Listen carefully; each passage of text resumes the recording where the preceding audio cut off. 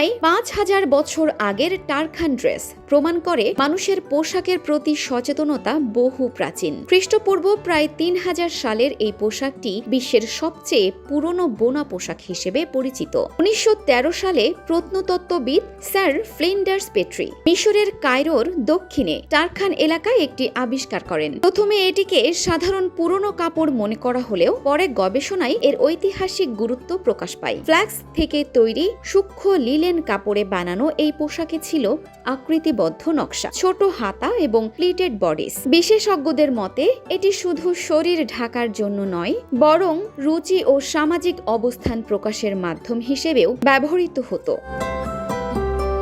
Radio carbon পরীক্ষায় জানা যায় পোশাকটি মিশরের প্রথম রাজবংশের সময়কার।